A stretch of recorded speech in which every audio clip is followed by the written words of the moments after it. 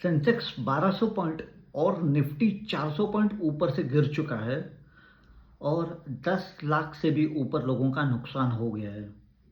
पहले तो हम इस वीडियो में जानेंगे इसका रियल रीज़न और उसके बाद ही मैं एनालिसिस का वीडियो पोस्ट करूंगा। तो वीडियो को एंड तक बने रहिए। वीडियो बहुत ही इंफॉर्मेटिव होने वाला है और जो भी मेरे नए सब्सक्राइबर्स हैं तो प्लीज़ वॉच आउट कीजिए वीडियो फुल एंड तक, क्योंकि आपको पता चलेगा the real reason behind the fall of Nifty and Sensex. Nifty इसीलिए नहीं गिर रहा है कि लोग डरे हुए हैं। निफ्टी इसलिए गिर रहा है क्योंकि डेटा बदल चुका है। निफ्टी ने हाई लगाया है 26,375 का और आज देखो निफ्टी कहाँ तक पहुँचा है, 25,200 तक पहुँच चुका है। लोग बोलते हैं निफ्टी सिर्फ 4% ही टूटा है। अरे भाई, ये हिस्ट्री में वर्स्ट ईयर है। स्टार्ट ऑफ द ईयर 2026 में एफआई ने सेलिंग तो लास्ट दिसंबर से ही चालू किया था। एफआई कंटिन्यूस सेल कर रहे हैं। तो असली सवाल यह है कि निफ्टी क्यों गिर रहा है। असली सवाल यह है कि हर तरफ से एक ही टाइम पे गिरावट क्यों हो रही है। सबसे पहले बात करते हैं पैसों की, यानी कि बिग मनी। एफआई जो बड़े इन्वेस्टर्स हैं वो लगातार सेलिंग कर रहे हैं दिसंबर से। अगर आप डेटा देखोगे तो कंसिस्टेंटली एफआई सेल कर रहे हैं। हमारे यहाँ डीआई खरीद रहे हैं। ये तो हम और आप लोग का पैसा है, हम ही लगाते हैं ना म्यूचुअल फंड में। एफआई यहाँ पे सेल कर रहे हैं, डीआई इंडेक्स को प्रोटेक्ट कर रहे हैं। यहाँ पर डीआई ज़्यादा से ज़्यादा खरीदारी कर रहे हैं। एफआई तो 90% इंडेक्स का फ्यूचर शॉर्ट कर चुके हैं जनवरी में। ये कोई डेटा नहीं बताएगा। अब देखना, रुपी वीक हो रहा है, डॉलर अभी 91 हो रहा है। एफआई बेचेंगे, रुपीज वीक होगा, लोग सेफ इन्वेस्टमेंट में ही पैसा लगाएंगे ना। यानी बड़े प्लेयर्स एफआई सेफ इंस्ट्रूमेंट में पैसा लगा रहे हैं, जैसे gold, silver, US treasury bonds में पैसा लगा रहे हैं। क्वार्टर रनिंग कॉर्पोरेट का इस बार सिर्फ 3% ही आया है। अब ग्लोबल प्रॉब्लम्स चल रहे हैं, जैसे टैरिफ। ट्रम्प चाचा तो सिर्फ चाय पी के एक ट्वीट करते हैं, भाई कल टैरिफ लगेगा। खतरा इंडियन मार्केट को ही होता है। और भी कई तरह के इवेंट्स है, जैसे यूरो थ्रेट्स, ऑयल के प्राइसेस में डिस्पेरेंसीज, जियोपॉलिटिकल टेंशंस, ग्लोबल इकोनॉमी का मूड ही चेंज हो गया है।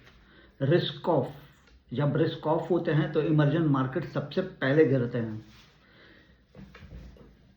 यही हो रहा है इंडियन आईटी सेक्टर के साथ। Normally her bar IT sector he downfall market को बचाता है, बट अब आईटी भी गिर रहा है।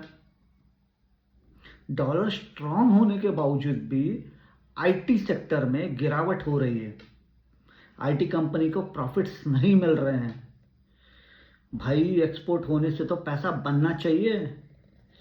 इससे पता चलता है कि ग्लोबल क्लाइंट्स अपने स्पेंडिंग्स को कट कर रहे हैं। स्लोडाउन फील हो रहा है, इसलिए एफआई इंडियन मार्केट से निकल के अपना पैसा सेफ इंस्ट्रूमेंट्स में लगा रहे हैं। एफएमसीजी कंपनीज को देखो, ग्लोबली प्राइस हाइक किया गया है बट वॉल्यूम्स नहीं है। Price growth without volumes means आगे जाके थोड़ा सा खतरा बन सकता है फ्यूचर में। निफ्टी अभी तो 50, 100, 200 दिन में तक नीचे गिर चुका है भाई।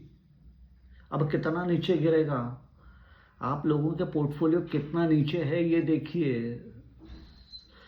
बहुत सारे रिटेल इन्वेस्टर्स के पोर्टफोलियो लाल हो चुके हैं,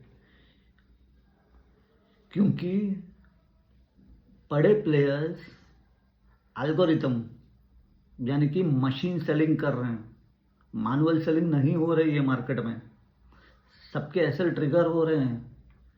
पोर्टफोलियो बुरी तरह से लाल चल रहा है।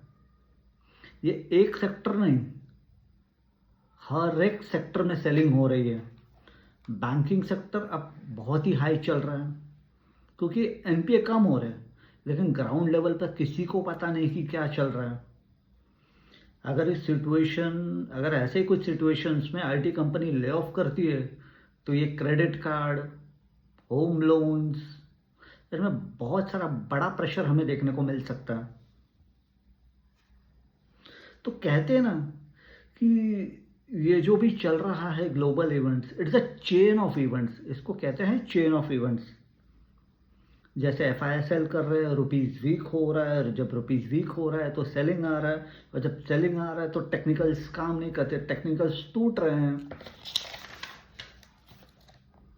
जब टेक्निकल्स टूटते हैं तो पैनिक बढ़ता है, जब पैनिक बढ़ता है तो सेलिंग आ जाता है। ये हकीकत है भाई, हकीकत। ये क्रैश नहीं है, ये रिप्राइसिंग हो रहा है।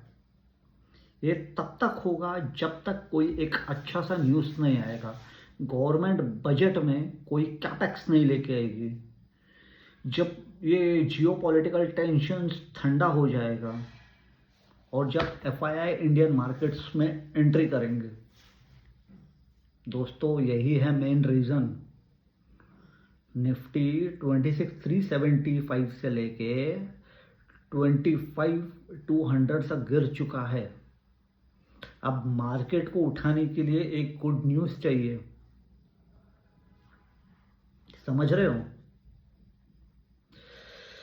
वीडियो थोड़ा सा लंबा हुआ, बट काफ़ी सारे इंटरेस्टिंग थिंग्स मैंने इस वीडियो में बताया।